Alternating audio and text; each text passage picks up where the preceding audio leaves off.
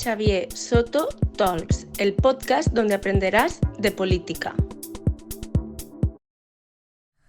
Hola a todos y a todas, bienvenidos a un nuevo episodio del podcast de la Escuela Xavier Soto. Hoy hemos venido hasta el Parlamento Europeo para estar con Laura Ballarín Cereza. ¿Qué tal? Muy bien, un placer. Hemos venido a hablar un poco de consumo y del mundo digital. Laura Ballarín es licenciada en Ciencias Políticas y de la Administración, máster en América Latina Contemporánea y Relaciones con la Unión Europea, máster en Liderazgo para la Gestión Política y Social, que este es un buen curso, Totalmente. y posgrado en Observación Electoral y Asistencia Electoral. También te has hecho diferentes cursos en la Youth Business School sobre Women Leaders, Rising Women Leaders, certificado de Diplomacia de la UE y Capacidades Diplomáticas, y curso de capacitación de observadores electorales de corta duración. Así es. ¿Has hecho de observadora electoral? Sí, Sí. 2 veces. Es una experiencia que me encanta, que es una de mis pasiones. Lo que pasa es que no he podido hacerlo mucho también por mi trabajo, pero estuve de observadora con la OSCE en Azerbaiyán y con la OEA en Surinam. Interesante. Sí. Fuiste investigadora y profesora asistente en la Pompeu Fabra, también coordinadora del IDEC y coordinadora del Máster de Gobierno y Gestión Pública en América Latina. Y desde el 2009 estás trabajando en temas relacionados con la Unión Europea o internacionales, primero en el Congreso de los Diputados, luego de asesora política y también aquí asistente en el Parlamento Europeo, en la Comisión de Desarrollo, en Asuntos Exteriores y últimamente jefa de gabinete de la presidenta del Grupo de Socialistas y Demócratas, secretaria de Política Europea e Internacional del PSD y desde el 2023 diputada del Parlamento Europeo, miembro de la Comisión de Mercado Interior y Protección al Consumidor y delegación en Relaciones Internacionales de diferentes países que estamos viendo, ¿no? ¿Cómo llega Laura Ballarín a la política antes de llegar hasta aquí al Parlamento Europeo? Cuéntanos un poco tu historia. Pues yo estudié Ciencias Políticas en la Pompeu Fabra, empecé en el 2002 y es verdad que en ese momento, bueno, como sabéis, había un gobierno liderado por Aznar, ¿no?, que estaba, digamos, gobernando muy en contra, ¿no?, de gran parte de la sociedad catalana y de los jóvenes. Entonces había participado en diferentes manifestaciones contra las reformas educativas, la guerra de Irak.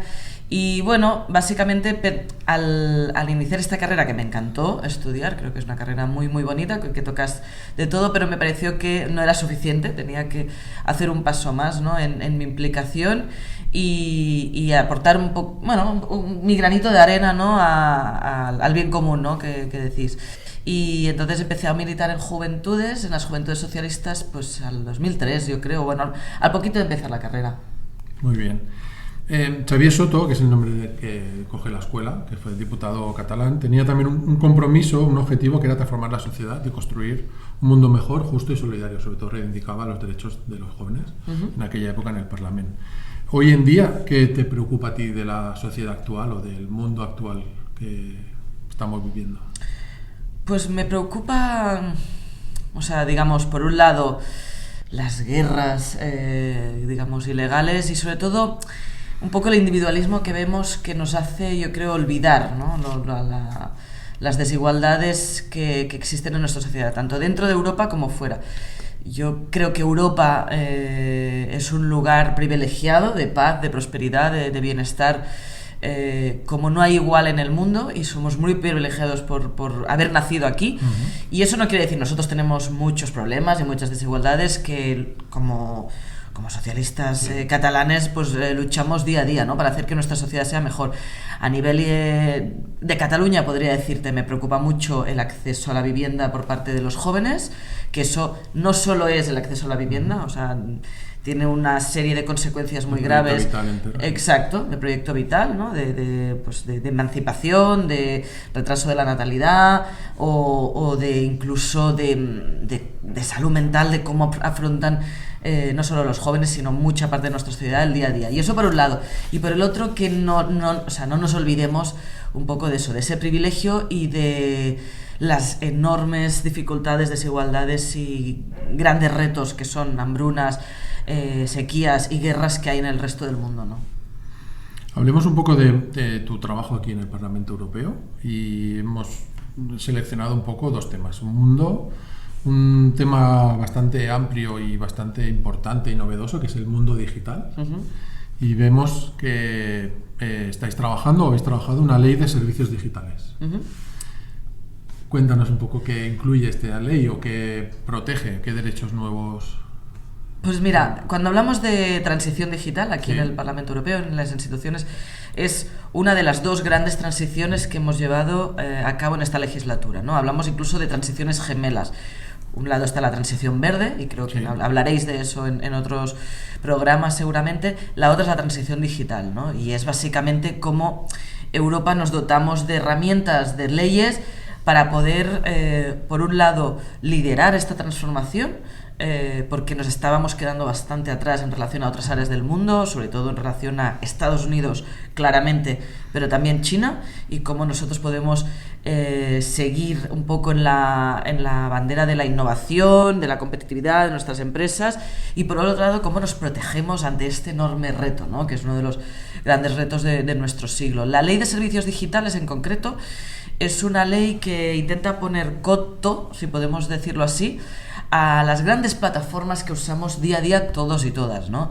Estamos hablando sobre todo de Google, Meta, que incluye WhatsApp, Instagram y Facebook, también TikTok, ByteDance, que es la empresa, o también incluso el propio otras Twitter, ¿no? El antiguo Twitter /X. Son estas grandes plataformas que promocionan, o sea, digamos que son canales entre difusión de contenido y mensajería, porque estamos hablando de las dos cosas, y que no nos imaginamos, yo creo, ya en nuestra vida diaria sin ellas, y nos han facilitado mucho la conectividad, la comunicación, tanto en el trabajo como en nuestra vida privada. Pero que, claro, empezaron y eran gratis, ¿no? Sí. Entonces, bueno, hay que explicar que en la vida nada es gratis, y en este caso, si son gratis, es decir, si no nos hacen pagar un precio, ahora algunas ya empiezan en algunos servicios a hacernos pagar, pero bueno, es porque usan sobre todo nuestros datos para hacer dinero, ¿no? Entonces, eso es una cosa que es importante que los que nos estén oyendo sean conscientes, sobre todo que lo expliquemos, que nuestros datos es el oro del siglo XXI, y cómo se hace uso de eso, pues es precisamente lo que intentamos con esta ley de servicios digitales. Intentar poner coto al uso de datos, intentar poner coto, por ejemplo, a los anuncios personalizados a menores. Todos nos hemos visto esto de que hablamos de un restaurante y nos aparece en Instagram al cabo, ¿no? Bueno, un poco las búsquedas, los anuncios personalizados, y luego también intentar evitar la difusión de contenido ilícito y de odio. Estamos hablando, por un lado, de protección de datos digitales, pero seguramente que estas empresas ya lo tienen claro, de que lo que no hacen es usar el dato individual de cada persona, sino agregando perfiles de tal edad, sexo y país, o por dónde te mueves, y sacan provecho de esos datos agregados más de patrones. Sí, ¿no? claro. O de consumo, que no tus datos personales tuyos únicamente. No, claro, es básicamente si tú eres mujer de determinada edad, orientación sexual, y qué gustos tienes, si te gusta mucho viajar o comprar zapatos, pues eso, claro, luego lo venden a empresas para que nos pongan anuncios personalizados, y en algunos casos incluso, como se vio en algún escándalo, como para influir en las elecciones. Vale. Que ya lo habíamos visto esto en el caso aquel de Facebook, en las otras elecciones de Cambridge Analytica. Y por otro lado, todo lo que son los contenidos ilícitos, ¿no? Las fake news, la desinformación y todo este submundo que nadie comprueba o verifica las noticias que se mueven, ¿no? Está todo por ahí. Es un gran reto todavía, sí. De la última etapa, que como tú decías, está la transición digital, la transición ecológica. Dentro de la transición digital también hay diferentes ámbitos afectados de allí. Yo he estado leyendo un poco lo que habéis hablado en el Parlamento, en los debates, y habéis hablado, por ejemplo, del derecho a la desconexión, o de las zonas rurales, que también tienen que tener los mismos servicios que las ciudades. Luego habéis hablado también de la ley de mercados digitales y de la inteligencia artificial. Sí. Son muchos temas, pero explícanos un poco, por ejemplo, la parte de mercados digitales o la inteligencia artificial. Los dos, brevemente. Vale. La ley de mercados digitales es también otra ley que iba en pack con la ley de servicios digitales, que en este caso regula lo que llamamos guardianes de acceso, los grandes guardianes de acceso, que son estas webs que tienen ya más de 45 millones de usuarios y generan una serie de beneficios muy muy grandes. Hasta ahora eran 6 solo, que eran Alphabet, Apple, Meta, ByteDance, Amazon y alguna me dejo. Booking se ha incorporado hace poco. Estas grandes webs que básicamente copan todo el mercado, ¿no? Entonces, y que todas son de fuera de Europa, con lo cual eso dificulta mucho que empresarios, startups o empresas europeas puedan entrar en este mercado. Estamos hablando incluso, por ejemplo, de desarrollo de las apps, ¿no? O sea, que no marque Apple los criterios tan estrictos de que solo puedes vender, digamos, si tú tienes una app, pues ya quedas sujeto, o luego también incluso para favorecer el tránsito entre unas webs y otras, ¿no? Estamos hablando de que se facilite descargarte aplicaciones o incluso cambiarte de proveedor o de Android a Apple. Estamos hablando sobre todo de intentar, dentro de la medida de lo posible, que no copen un monopolio en estos casos, ¿no? Y bueno, y cuando no se hace, lo que pasa es que la Comisión Europea tiene por primera vez con esta ley instrumentos para poner multas, y ya se están poniendo. Que además una de las cosas que hacían era, cuando salía una startup que tenía una idea buena, comprarla. Eso y cada vez eran más grandes. Claro, o sea, el caso de Meta lo vimos, o sea, cuando WhatsApp empezó a crecer, cogió WhatsApp, cogió Instagram, esto que son los grandes nombres, pero está pasando con otros nombres que no conocemos, ¿no? Entonces eso hace muy difícil el acceso al mercado. Y luego, por otro lado, ley de inteligencia artificial. Sí, que se ha regulado hace poco, ¿no? Sí, la aprobamos en el último pleno del Parlamento, el voto final. Después, es una ley que hemos tardado casi 2 años, entre 2 y 3 años. Son leyes muy complicadas, y lo que nos encontramos en esta era que la regulación iba más lenta que el propio desarrollo tecnológico, ¿no? Cuando la Comisión Europea puso encima de la mesa la propuesta, que siempre empieza la Comisión, nosotros luego el Parlamento trabajamos en nuestra posición y el Consejo, que son los Estados, trabajan en la suya, y luego se encuentran en los famosos trílogos, ¿no? Pues nos encontramos que mientras estábamos trabajando en esta posición salió, por ejemplo, ChatGPT. Entonces, claro, quiere decir que la propia ley se tiene que ir adaptando, porque estamos ante un fenómeno de una transformación enorme y ante un gran desconocimiento, ¿no? Con un enorme potencial, con lo cual esta ley lo que pretende es vamos a ser de momento el único territorio de todo el mundo que nos hemos dotado de unas normas que, por un lado, intenten favorecer la innovación y la competitividad, y sobre todo aprovechar las cosas buenas que tiene la inteligencia artificial, que tiene muchas, ¿no? Yo no quiero crear alarmismo, ¿no?, que a veces se crea, sobre todo en temas de salud. Yo creo que va a hacer que avancemos décadas de investigación y podamos detectar enfermedades que no podíamos detectar antes. Yo creo que es muy muy bueno, pero por otro lado hay mucho riesgo, ¿no?, de cómo se usan. Sobre todo lo que hemos hecho en esta ley es prohibir el uso de datos biométricos, ¿no? Son estas cámaras que hay en la calle, porque sí, que solo se puedan usar con una orden judicial si hay una denuncia y se busca a una persona en concreto. También estamos hablando de poner marcas de agua en el desarrollo de imágenes o vídeos falsos, los deepfakes, que hablamos, ¿no? Hemos visto esas fotos del Papa con un edredón, o Taylor Swift cuando hablamos de pornografía sintética también, y esto es muy importante para salvaguardar nuestras democracias. Y bueno, sobre todo un análisis de riesgo que hace que pongamos al ciudadano en el centro. Yo creo que es el primer paso. Esta ley se va a tener que ir actualizando, porque ya te digo que la tecnología, pero yo creo que es muy bueno que sepamos que estamos protegidos. Al aparecer esta nueva tecnología, pues es muy buena, porque aportará, igual que otras que salieron anteriormente, beneficios, pero claro, hay que regularlo, porque al principio da un poco de miedo. Veías vídeos de gente o voces de gente que no lo habían grabado ellos. En el campo de la ilustración, ese también es el gran reto, la creatividad, las canciones, los cuadros. Y hay aplicaciones que te pueden crear canciones por inteligencia artificial. Hay un tema muy serio con los derechos de autor. Hay gente, claro, ¿cómo protegemos a ese colectivo? O ¿cómo protegemos lo que tú dices, las democracias? Imagínate que ante las próximas elecciones del 12 de mayo o del 9 de junio sale un vídeo 2 días antes de un candidato diciendo barbaridades. Eso te puede cambiar unas elecciones, ¿no? Porque no te da tiempo a verificar si es verdadero o falso, si lo ha dicho o no lo ha dicho.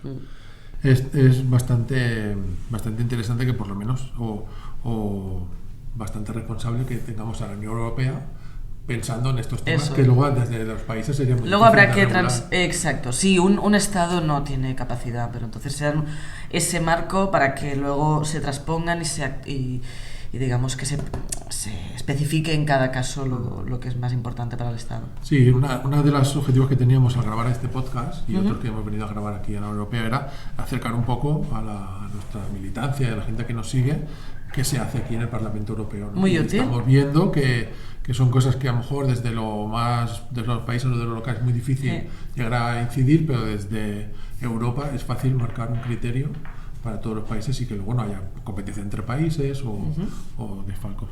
Pasemos al otro tema que también has estado trabajando, que es sobre comercio, ¿no? Consumo. Más bien, sí. Y habéis estado trabajando sobre los derechos del consumidor, ¿no? Ir ampliando los derechos y los márgenes. Por un lado, los litigios de consumo, la protección de los consumidores. Por otro lado, el derecho a reparar. Que este me ha gustado mucho, que me parece muy interesante, ¿no? Explícanos un poco, porque si quieres empezamos por el segundo, por el derecho a reparar. Porque es verdad que veníamos viendo que cada vez las cosas duran menos. Eso es. Lo que estamos viendo es que el frigorífico que compramos hace 2 años dura mucho menos que el de nuestra abuela de hace 30. Los móviles que compramos, que nos dejamos dineral cada vez, ¿no? Con el último iPhone al cabo de 3 años ya empiezan a dar problemas.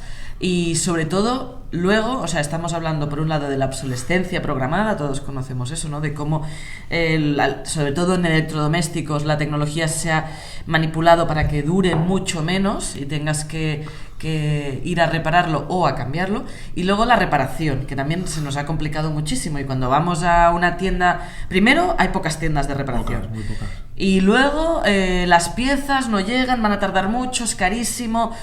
Te sale más a cuenta comprártelo nuevo, ¿no? Entonces, eso produce 2 cosas. Un daño enorme en el bolsillo de los consumidores, que somos todas y todas, y segundo, un daño grande al medio ambiente. Sí. Entonces, en esta búsqueda, en esta legislatura, lo que hemos hecho mucho es poner estas 2 dimensiones juntas. La transición verde, en este caso, y la protección de los consumidores, ¿no? Y en este caso es, bueno, intentemos evitar las decenas, miles de toneladas de desechos, de residuos inútiles que se generan por no reparar las cosas a tiempo y además, bueno, los millones de euros que nos ahorraríamos, ¿no? Entonces, estas 2 cosas juntas le hemos llamado el derecho a reparar y lo que hemos hecho sobre todo es dar más garantías a la reparación. Por ejemplo, lo que pedimos desde Europa es que en lugar de 2 años pasemos a 3, la garantía básica con cualquier producto que compramos, de 2 a 3, luego que se asegure las piezas, digamos, para que puedas, los recambios, que estén disponibles y luego que haya sitios de reparación cercanos a los diferentes núcleos, o sea, que haya más, que se promocione y que se incentive por parte de los estados y que no haya un centro de reparación por país. Y luego también lo que intentamos es, por ejemplo, luchar contra aquello, que la impresora te diga que tienes que cambiarte el tóner antes de tiempo y este tipo de cosas también, porque sabemos también que es falso, ¿no? Con lo cual, bueno, es una serie de más derechos para ampliar o más garantías, sobre todo, para que tengamos más derecho a reparar, ¿no? Y creo que es muy importante y es una cosa que es fácil de explicar, ¿no? Porque todos y todas no tenemos un ejemplo de este Pero tipo. los fabricantes tendrán que modificar un poco sus productos, porque ahora prácticamente todo viene en una pieza. Sí. Te dice, no, que tienes que cambiar la pieza ya, pero se ha quemado este transistor, o se ha quemado un botón ya, pero está todo integrado, ¿no? Entonces, a lo mejor será el producto un poco más caro, pero será reparable. Pero Eso es lo que todo sea cada vez más barato. Bueno, algunos productos sean cada vez y más luego baratos desechable y de un solo uso. lo hacen por eso, ¿no? Ajá. Dicen, lo hacemos mucho más barato, pero que luego al final no te dura, ¿no? Claro. Al final te sale más caro. Sí, esa es la intención. Y por otro lado, lo de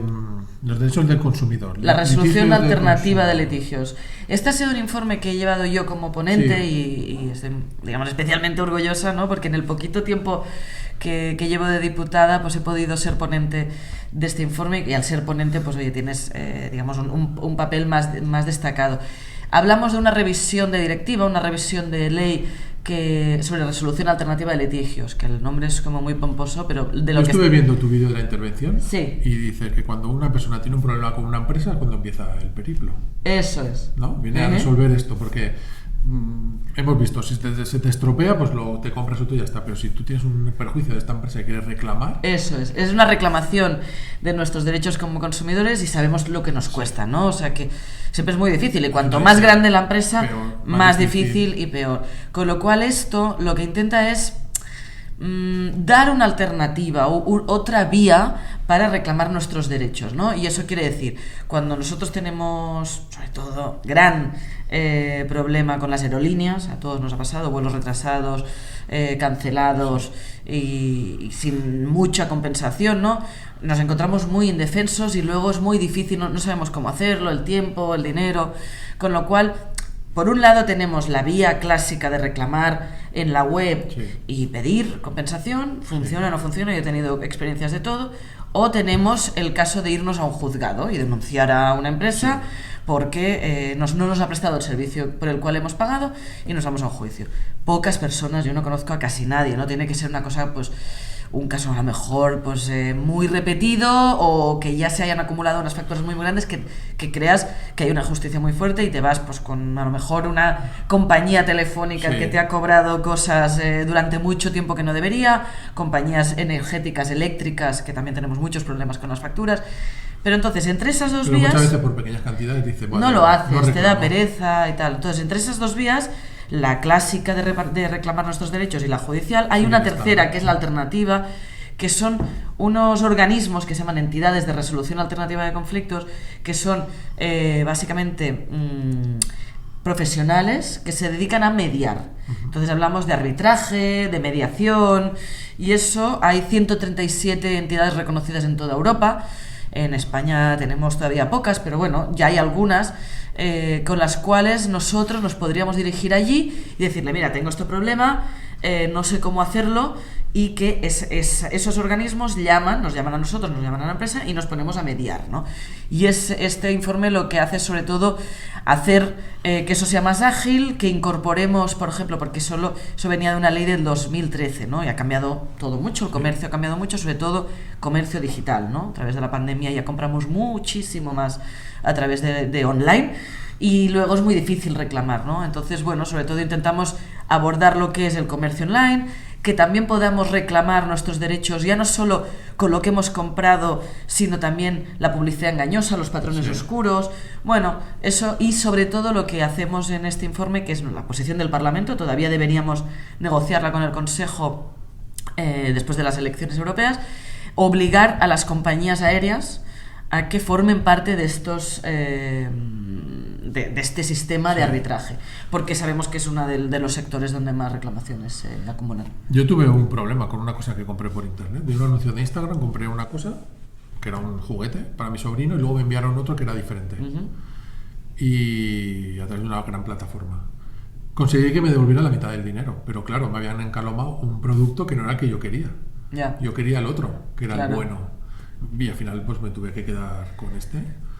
Y... conseguí que me devolvieran la mitad, pero aún así lo que y seguramente después de varios... pagué, eso no valía lo que pagué, pero seguro. Claro, ya es como llegar a un fin.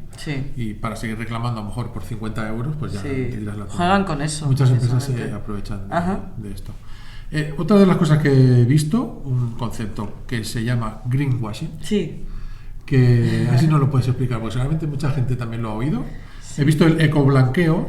Ecoblanqueo, ecopostureo, se traduce un poquito así, ¿no?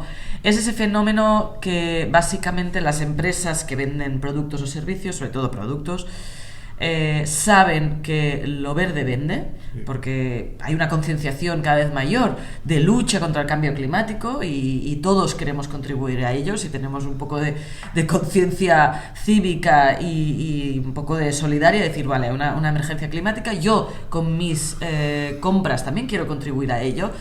Y estamos hablando de sobre todo todos esos sellos que hemos visto en tantos sitios, tanto desde abrigos y camisetas hasta tazas o reciclado, eco, bio, claro, todo eco, bio, sostenible, reciclable, hecho con botellas de plástico.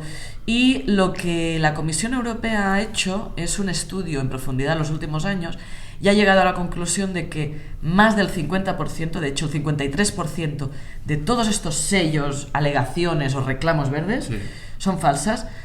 o falsas o muy débilmente verificables. No hay base legal para que sea realmente eso, ¿no? Entonces, claro, por eso estamos hablando de ecoblanqueo, ¿no? Decir, claro, yo hago esta taza en China, que me sale más barata, y luego le pongo aquí un logo verde y le digo que está reciclada.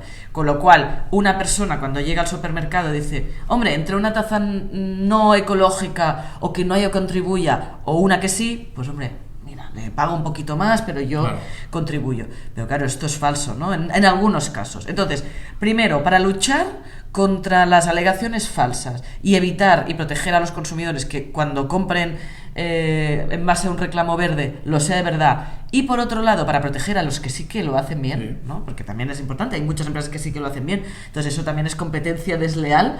Pues hemos hecho la primera directiva contra el greenwashing, contra los, en favor de en contra de le llamamos green claims, alegaciones verdes, que sobre todo lo que crea es un mecanismo, unas indicaciones a nivel europeo para que se produzca un sistema de verificación ex ante y autónomo, para que marca unos mínimos. O sea, si yo pongo hecho con botellas de plástico, tiene que haber, porque a lo mejor he usado una botella. Eso es. O sea, a lo mejor el 1% es botella y el 99% no. Unos mínimos y unos indicadores que estos verificadores externos te pueden decir, ¿no? Y entonces también hay controles aleatorios y sanciones por si lo que estás haciendo es falso, se te pueda multar.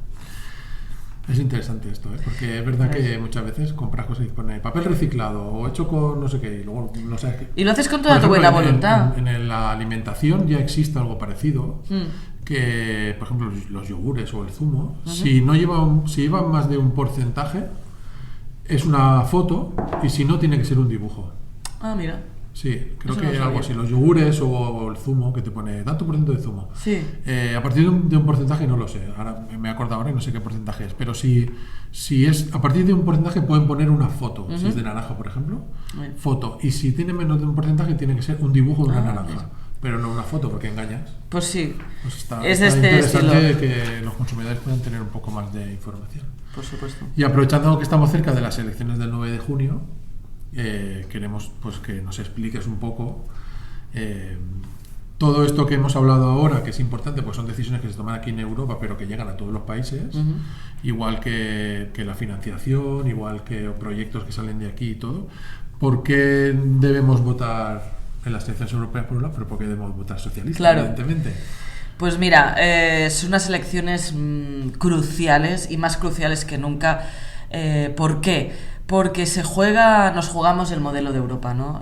Básicamente lo que tenemos ahora encima de la mesa, como he dicho en el principio, ¿no? Es un espacio de paz, libertad, prosperidad, como no hay igual en el mundo.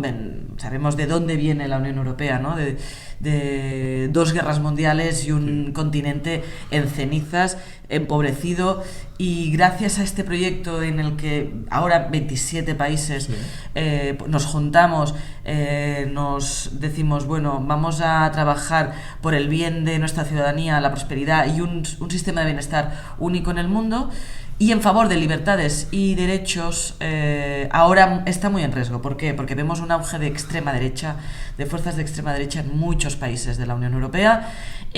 Nosotros en España pudimos parar el pasado julio, y en buena parte gracias a los votos en Cataluña al PSC de 1.300.000 votos. Gracias a eso no tenemos un gobierno de PP y Vox en España, pero estamos viendo un aumento en Portugal hace poco con Chega, en Países Bajos Wilders disparadísimo, en Alemania Alternativa por Alemania segunda fuerza, Meloni ya gobierna en Italia, y en otros casos como los nórdicos condicionando gobiernos de derecha. Y lo que vemos es que esos partidos, cuando llegan al gobierno directamente o a través de coaliciones con el PP, tienen siempre 2 grandes caballos de batalla blancos donde atacar, que por un lado son los trabajadores, los derechos de los trabajadores.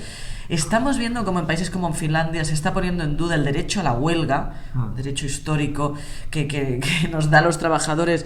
Gracias a eso hemos podido avanzar y tenemos vacaciones y sistema de seguridad social y tantos otros derechos. Y luego las mujeres, gran blanco en el que nos quieren atacar, decidir sobre nuestros cuerpos y sobre todo privarnos de cualquier avance en libertad y derecho que nos sitúe al lado del otro sexo, ¿no? Con lo cual me parece que es fundamental votar socialista para frenar esta ola de populismo de extrema derecha que quiere acabar con el proyecto europeo tal como lo conocemos, que es un proyecto basado en la libertad, la diversidad, la pluralidad.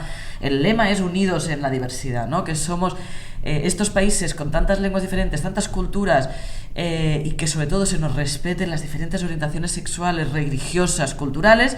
Y ahora básicamente lo que está en duda es eso, ¿no? Y que podamos seguir avanzando en esta agenda verde que es tan esencial para que no tengamos un planeta destruido en 30 años y vaya subiendo la temperatura verano tras verano. En nuestra casa lo vemos, sí. Las sequías, las temperaturas ardientes en verano, y luego cómo también protegemos a nuestros menores del enorme reto digital. No hemos hablado, podemos hacer otro día, del acceso a la pornografía online, sí. Que es un gran problema que estamos viendo en nuestra casa, la adicción a las pantallas, los efectos que produce, trastornos alimentarios, ciberbullying, problemas mentales. Esto me preocupa mucho y creo que juntos podemos llegar a eso, sobre todo lo que constituye seguir avanzando o retroceder, ¿no? Seguir adelante o ir para atrás.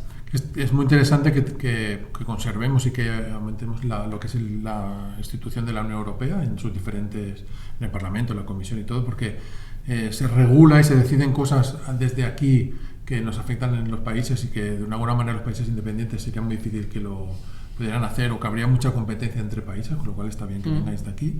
Y luego, por otro lado, pues todos los proyectos que salen desde aquí, toda la financiación que sale desde aquí, para cumplir esa regulación o para poner en marcha otras cosas, la transición verde, la emergencia climática, la transición digital y muchas otras. Por supuesto, los fondos de recuperación, ¿no? Todos habremos oído hablar de los fondos de recuperación, fondos Next Generation EU, que son estos fondos que se pusieron en marcha después de la pandemia de la COVID. Quiero recordar también que sin Europa seguramente no habríamos salido de la pandemia tan rápido y de tal manera, porque básicamente tuvimos unas vacunas en tiempo récord. Y eso es gracias a que todos los países pusimos nuestros recursos juntos para poder tener una vacuna en tiempo récord, y luego unos mecanismos que han protegido a tantas personas y a tantos trabajadores para que no perdieran el empleo durante esos meses tan duros para todos. Hablamos de los ERTEs que vienen financiados por dinero de la Unión Europea, y estos fondos de recuperación que nos ayudan a hacer estas dos transiciones, la verde y la digital. Gracias a estos fondos podremos, en muchos casos, lo estamos viendo con los PERTE del vehículo eléctrico en Martorell con la SEAT, pero sobre todo también en tema de rehabilitación de la vivienda, que también es muy importante, que contamina muchísimo cómo están hechas las viviendas. Todo lo que es la electrificación de la movilidad, pero también en muchos casos cómo apoyamos a nuestra industria, a nuestros trabajadores, ¿no?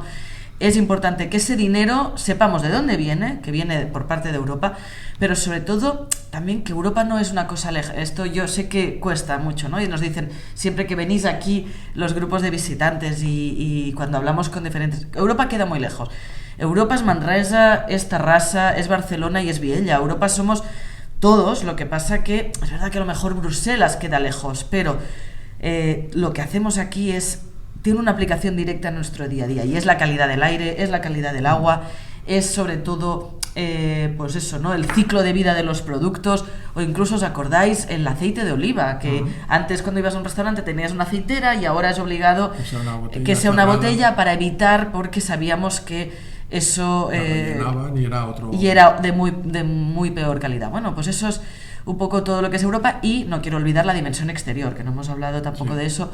Estamos en un mundo con muchas turbulencias y un mundo que se está no sé si militarizando, pero sobre todo lo que vemos es dos conflictos muy cercanos, la guerra de Ucrania y la guerra de Gaza, y no nos podemos olvidar de tantos otros, ¿no? Como podemos ver en el Congo o en Myanmar o en Yemen, que nunca ha dejado de sufrir conflictos armados, ¿no? Entonces, hombre, sinceramente, con todo este panorama, que podamos ir solos o que no nos podamos proteger, claro. Entonces, con una mayoría socialista, lo que sobre todo garantizaremos es seguir que este proyecto europeo tenga un alma social, un corazón rojo, para poder implementar todas estas políticas pensando en los más vulnerables, pensando en las clases trabajadoras, pensando en el colectivo LGTBI, en los inmigrantes que se juegan la vida y y que tanto nos duele a nosotros cuando vemos esos naufragios en el Mediterráneo, a mí me escandaliza, seguir avanzando en la protección de las mujeres, sobre todo poder acabar contra la lacra que supone la violencia machista. Todas estas banderas socialistas son las que podremos garantizar si tenemos un Parlamento con muchos eurodiputados socialistas y que podamos poner frente a esos eurodiputados de Vox, de extrema derecha, de Le Pen, que lo único que quieren es dejarnos a las mujeres en casa, que sigamos recortar todo lo que puedan, parar toda la legislación verde, porque miramos al corto plazo y no al largo plazo, y sobre todo, digamos, quitar todos los derechos de los trabajadores, y aquí lo que hay que apostar, ellos lo que quieren, apostar al gran empresario que siga haciendo dinero a costa de la explotación de las clases trabajadoras. Ese es nuestro mantra, digamos, y nuestro motivo. Muchas gracias, Laura, por recibirnos aquí en el Parlamento Europeo. Un placer. Por compartir este rato con nosotros. No tenemos tiempo para más, pero nos emplazamos a hacer otro podcast sobre otro tema y seguimos hablando de... Sí, porque nos han quedado varios, también de temas de igualdad o de industria, y bueno, en Barcelona podemos seguir. Un placer teneros aquí en Bruselas, espero que hayáis disfrutado Muy también. Bien. Y muchas gracias a todos vosotros por seguir este episodio, y os invitamos a seguir en el canal, que habrán muchos otros episodios. Podéis ver los anteriores y podéis suscribiros para ver los siguientes. Y muchas gracias, Laura. A ti, placer. Recuerda que puedes seguirnos en Instagram, YouTube, Spotify, iVoox y Apple Podcasts.